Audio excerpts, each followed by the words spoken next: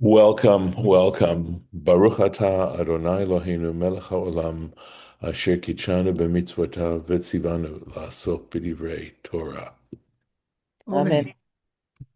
So we have Abraham having just returned. Actually, he's in the process of coming back from his successful campaign against the four kings and having, as you'll see, having recovered Lot, etc. So here we go. Vayashev et kol harachus, and he brought back all the property. Vagam et Lot achiv, and Lot his brother as well. Urechusho, and his property. Heshiv, he returned. Vagam et hanashim ve'et ha'am, and also the women and the people. So let's keep going onwards. Next page. Vayetze melech Sdom likrato, and the king of Sdom went out likrato to meet him, to greet him. Acharei shuvo, after he returned mehakot et Kedar laomer, after smiting Kedar laomer, ve'et hamlachim asher ito, and the kings who were with him, el emek shaveh, to the shaveh could be understood as smooth, to the smooth valley, Hu Emek HaMelech, which is also known as the Valley of the King. Going on. Umalki Melech Shalem, and Malki the king of Shalem, Hotzi Lechem Vayayin, brought out bread and wine. Vahu Kohen La'el Elyon, and he was the priest to God Most High. So here we are. Vahu Kohen. This Melichizedek. So I will tell you right now that Melichizedek is identified as Shem, son of Noah. That Shem, son of Noah, and Melichizedek are considered one and the same person. Amar Rabbi Zachariah Mishum Rabbi Ishmael. Rabbi Zachariah said in the name of Rabbi Ishmael, Bikesh HaKadosh Baruch Hu Lehotzi Kahuna Mishem. The Holy One, blessed be He, sought to derive the priesthood from Shem, that Shem would be the first of these priests, and Shem would be, and his descendants would also then be subsequent priests. Kevan shehigdim birkat Avraham lebirkat hamakom, but because he preceded the blessing of Abraham to the blessing of God, hotzi'am Avraham, he decided that Abraham would be the one whose descendants would be priests, and not from Shem. Shene Emar, so we see Baruch Avram Vagomer, because we see in the words of Melchizedek, we'll see that in a moment, going back into the text, blessed be Abram, etc., Ubaruch El Elyon, and blessed God Most High. Amar lo Avraham. Abraham said to him, Vechi makdimim birkat eved lebirkat rabo, and since when do we precede the blessing of a slave or a servant to the blessing of his master, the master? Miyad nitna Avraham, and immediately it was then given. This is the a blessing of being the Kohen of the priesthood to Abram. Abram earned it; he deserved it because he knew how uh, to prioritize God. There's a comment here. Lich ora, it would appear. Halashon sarich tikun sat. The language here requires some correction. Right? Dahakvar Amar Hasibash Nitnala Avraham, because it's already given, that is, the text here has already said why it was given to Abraham. In other words, we said that the reason why the priesthood was given to Abraham and his descendants was because of the mistake that Melchizedek made. And now we have another reason, that is to say that Abraham said to Melchizedek, he himself said to Melchizedek, since when do you precede the blessing of the servant to the blessing of the master? So he's saying that it's, and we'll keep going here. All right. So it says then that that was the reason it was given to Abraham. And what's troubling Torah T'mimah here is that that is not the reason. The reason is Melchizedek, what Melchizedek did, right? So he needs to clarify this. That's what he's saying. This needs some clarification. Dehakvar amar hasiba shenitna la'Avraham, because the reason it was given to Abraham was already given. That is because Melchizedek made that mistake. Mipnei Melchizedek, because Melchizedek, who Shem, that is the same as the son of Noah, Hikdim Birkat Avraham Birkat HaKadosh Baruch Hu, because he preceded the blessing of Abraham to the blessing of the Holy One Besabihi. Ach tzarich lomar, so we have to say, hakavana, that the intention here is to mikodim mikodim mevaer hasiba shnitla mishem. At first, this comment first of all explains why the kahuna, why the priesthood was removed from Shem, va'achar kach, and afterwards the second part of this is Mefaresh. He then explains Lama nitna Avraham lo la'acher, and the second part of it is explaining why it was dafka given to Abraham and not to another person. So the reason it was given to Abraham is because Abraham said to Melchizedek, it's not right that you should mention the servant first. That's why it was Dafka Abraham. The first part explains why it was removed from Shem, but it doesn't explain why it was Dafka given to Abraham. So that's this particular comment here. V'hainu dichtiv, and this is exactly what is meant, that if we look at the language carefully, it says, V'hu kohen le'elayon, and he was the kohen, he was the priest to God Most High. And the truth is that the Hebrew doesn't need the Vahu. It could have said Melchizedek kohen le'elayon. It could have said Melchizedek, the priest of God Most High. It didn't have to say he was the priest to God Most High.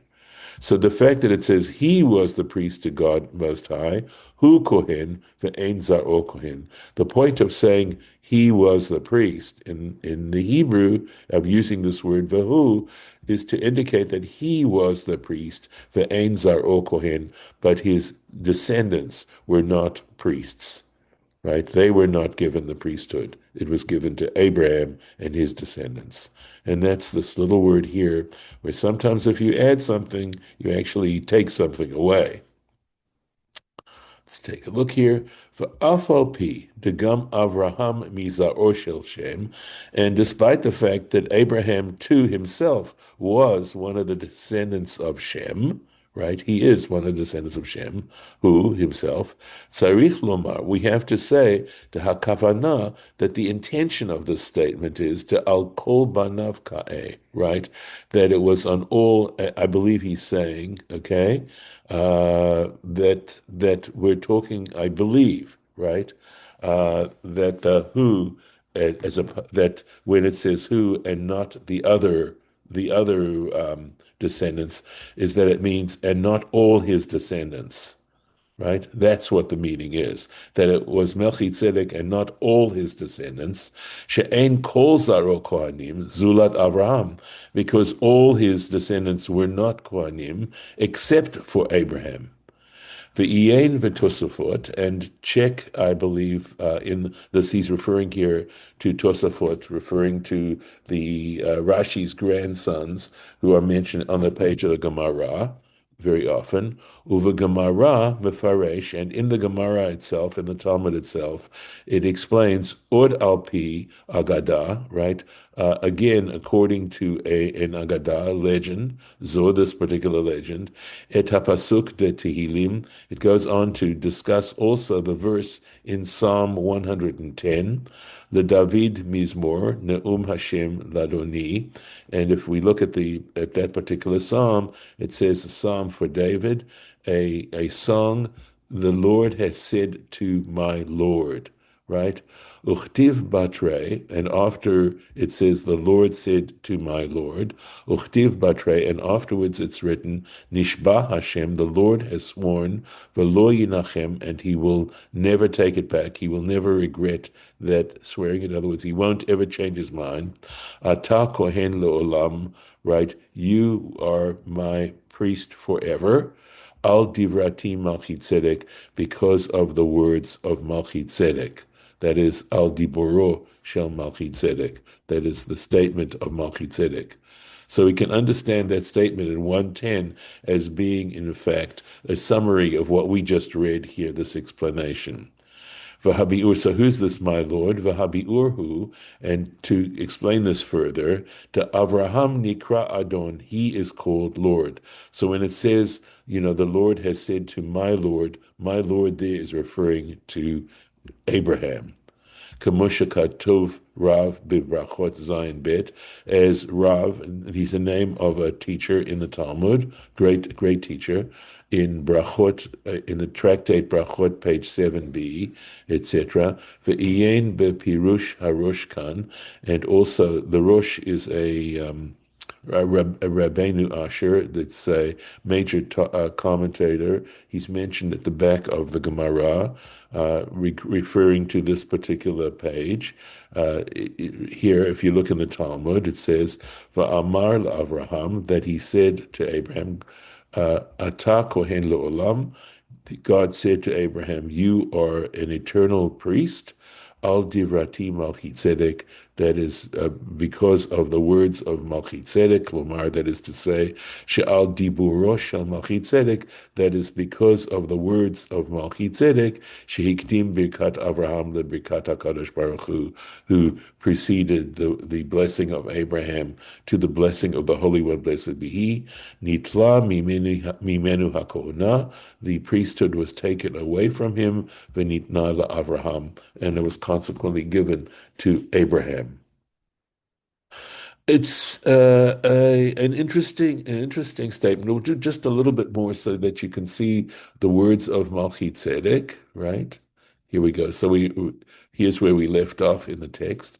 Vayivarchehu vayomar. And he blessed him and said, so Melichizedek says to Abraham, Baruch Avram la'el elyon. So you can see he puts Abraham first. He says, blessed be Abraham, to God the Most High, Koneh Shamayim Va'aretz, who possesses the heavens and the earth, right?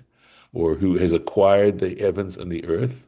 Ubaruch El Elyon, and now you see how he's blessing God, and blessed be God on high, Asher migen sarecha migadecha, who delivered your enemies into your hands.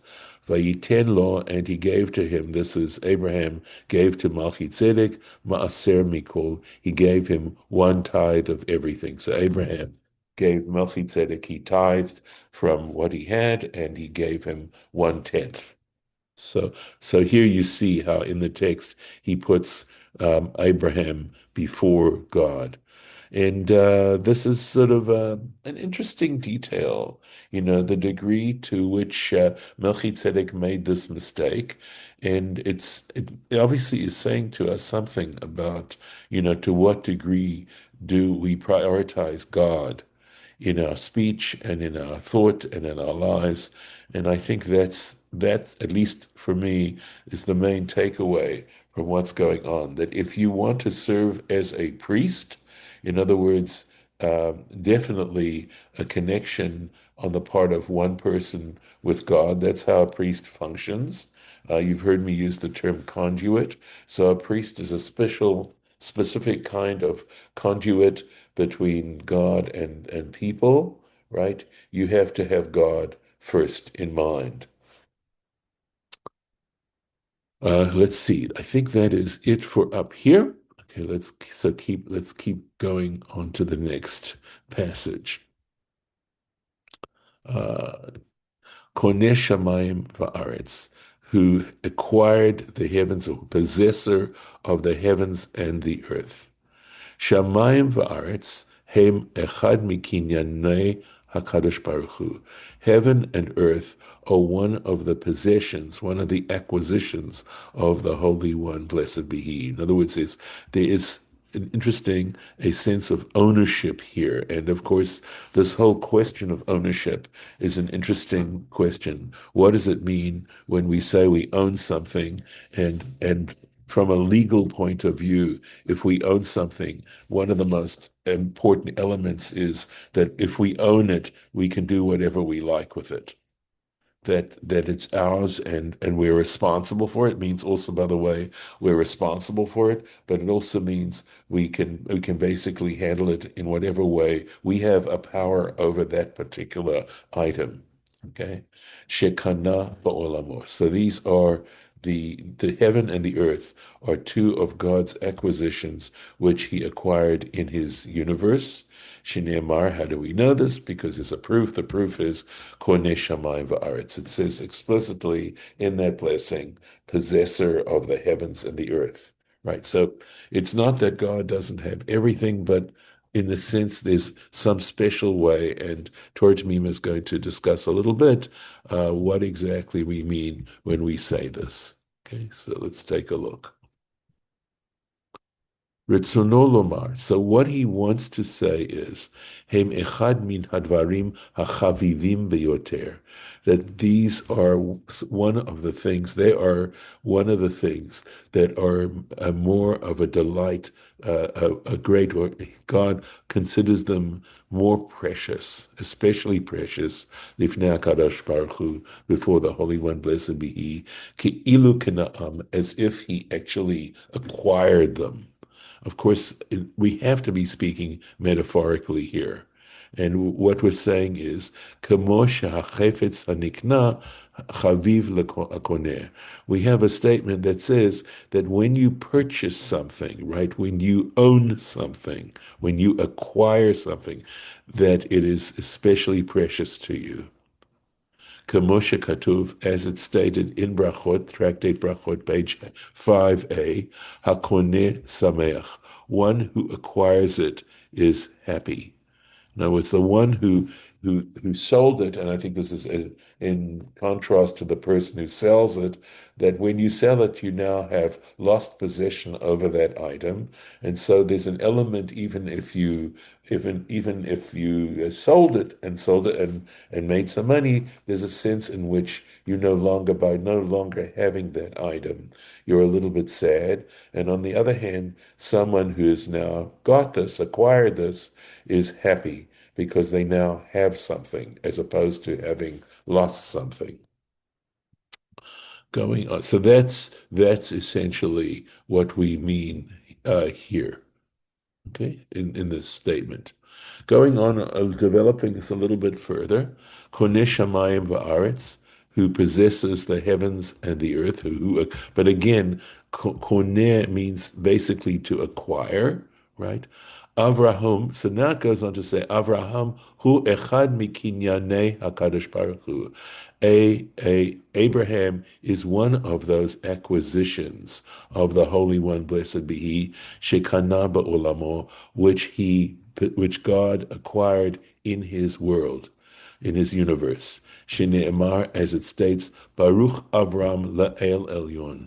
So, in other words, Abraham is now of God Most High. He is actually, so since he is of God, in other words, God has acquired him. Koneh Shamayim Haaretz, who has acquired the heavens and the earth. Yes, David. So, okay, I'm guessing we're going to get here, but God didn't acquire, God created, right? God created. Correct. That's I mean, this correct. whole Right. thread is Right. is not making, I mean, it doesn't quite make sense. So we're going to get Correct. there. I'll just stop or yeah, it Okay. seems contradictory. Right. Okay. So yes, and this is why Torah T'mimah in our previous comment explained that when it says he acquired, it doesn't mean he acquired in the sense that we're talking about that way, because after all, he created all these things. But he's saying that when the Talmud is referring to God as acquiring, it means has a special relationship. That they are something that gives God pleasure as opposed to everything else that he created. That within God's creation, there are elements of creation that give God, again, speaking very metaphorically, more pleasure than other things. And that's what it's really trying to say. That's what Torah T'mimah was saying to us in Oh, explaining exactly the point. It's because of the point you just made. okay. All right. I guess I understand. I guess I'm not sure why they would have to say that because I mean there are even things like if you have children, right? They're your children. You're not acquiring them, and yet they have a special place for you, Yes. right? As a so you don't have to use that kind of metaphor to describe it, right? So Mhm. I'm just using children in the sense of procreation. So Right. anyway, Right. but Yeah. yeah, okay. So again, remember he said that's why he went into that little Talmudic thing about the person who acquires something is happy, the one who Right. acquires something is happy. So again, he's saying what we're really talking about is that there's something delightful about Abraham here in this particular comment, and something especially delightful about the universe itself. Heavens and earth are also a level of delight. Whether it also has any connotation regarding responsibility, that's not the point he's making here, even though, again, when you own something, what does that really mean? Okay. Here he just was making the reference to the fact that owning that term of owning something, the Talmud's trying to say is a source of delight, a special source of delight. Got it. Okay. Thank you. Okay. Okay. So here we go.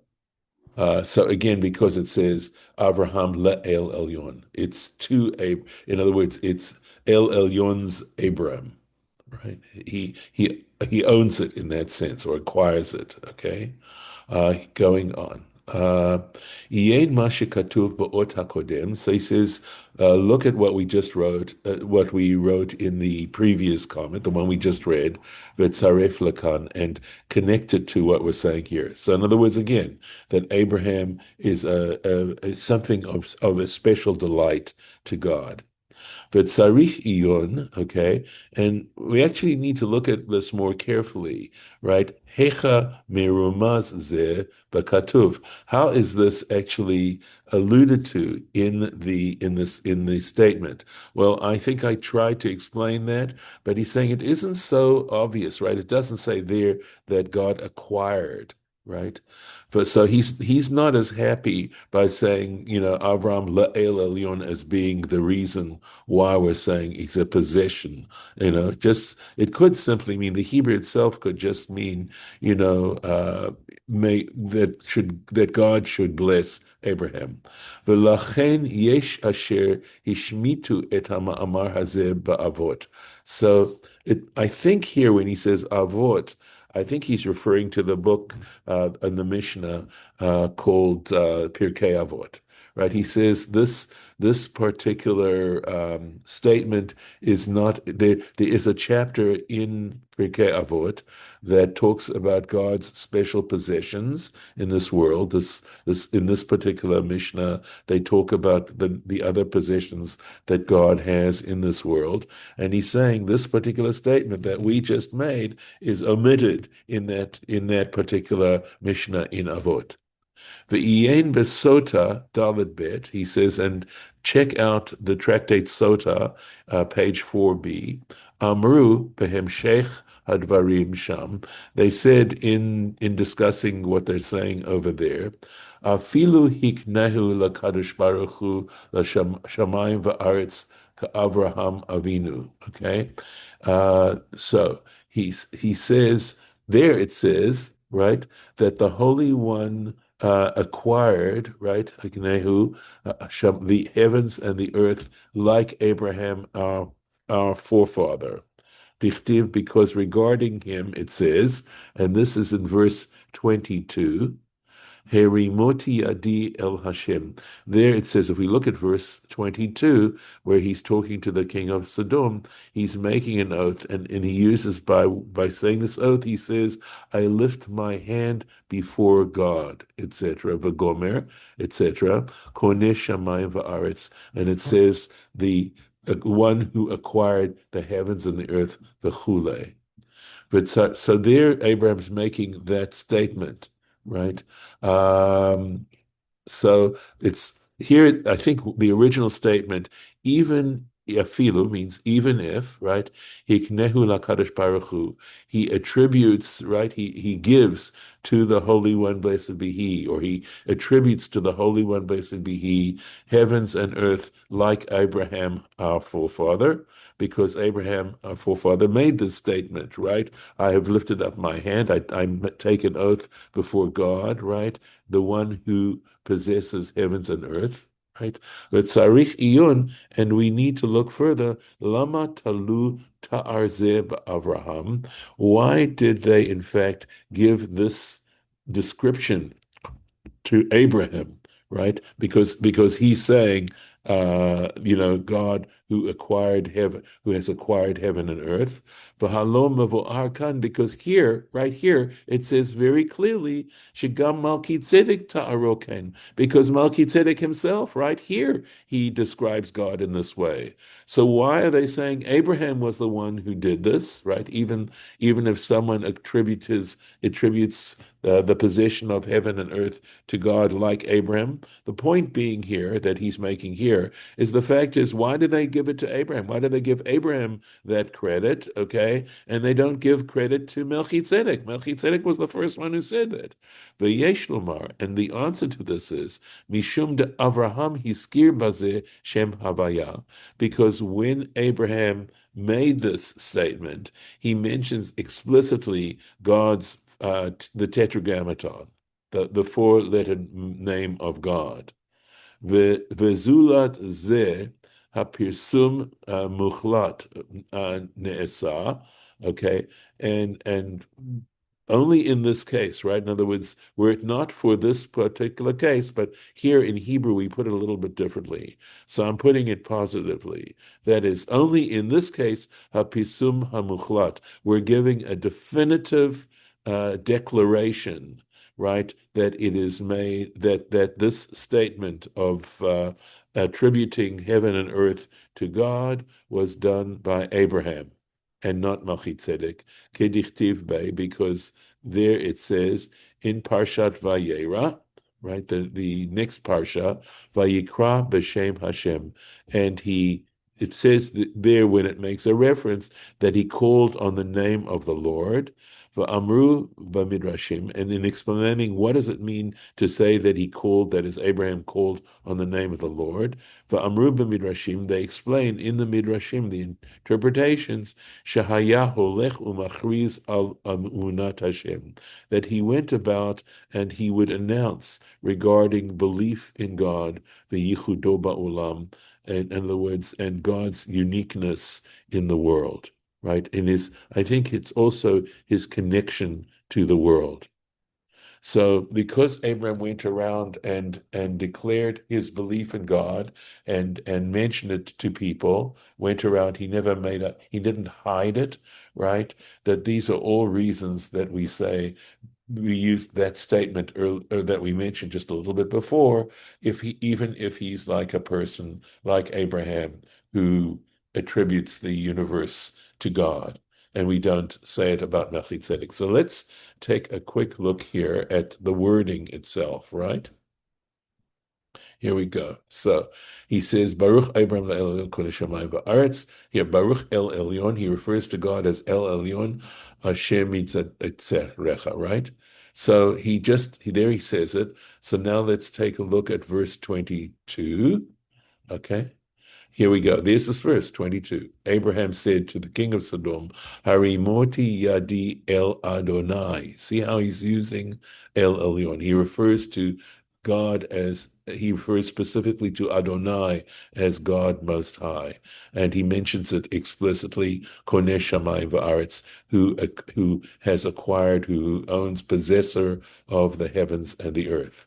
And so the point that Torah T'mimah is making here is that the reason why we give Abraham greater credit for the statement of attributing the universe to God, to the divine, is because he mentions God specifically, whereas Melchizedek doesn't.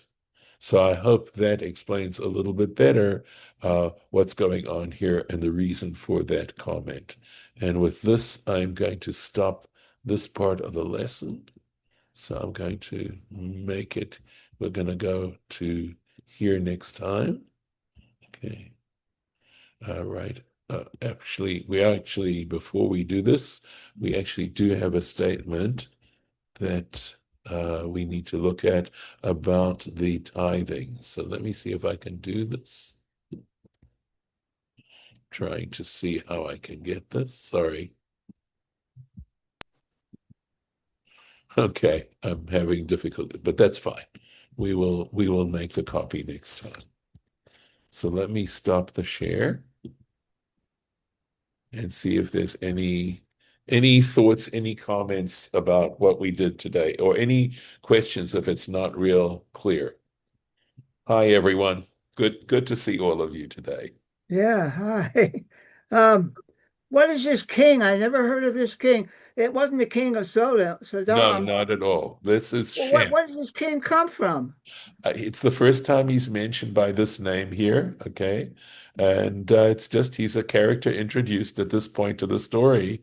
And again, the rabbis are trying to discuss, probably on a greater level, first of all, the degree to which Abraham is singled out, Abraham's uniqueness, but also the degree to which the reason is, later on, before the giving of the Ten Commandments, God talks about the Israelites, Israel as being a kingdom of priests and a holy people, and that in some ways it's a description of the role of the Jewish people in the world.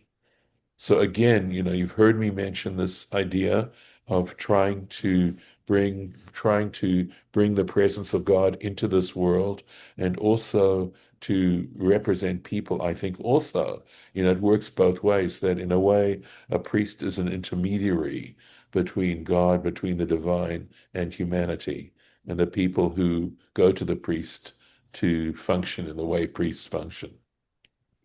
It's strange that the kings knew about God. They knew about the Jewish God. They, Well, yes. he says, they said to him, "You're God." It's amazing that they knew about the Jewish God. So at this particular point, the story goes that even Adam, we see how Adam himself was conscious of the divine. We see how Noah is conscious of the divine, and Shem is a son of Noah. So it's not surprising that Shem himself was aware of the divine, since we know explicitly from the Torah itself that God and Noah were in communication. However we want to try to understand that. So again, this is probably one of the reasons why our tradition understands Melchizedek as the son, as Shem, son of Noah.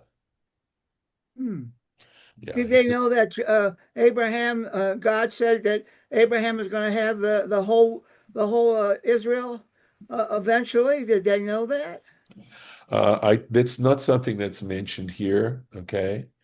Honestly, that's something that's only mentioned in reference to Abraham. So I don't know that they did or they didn't.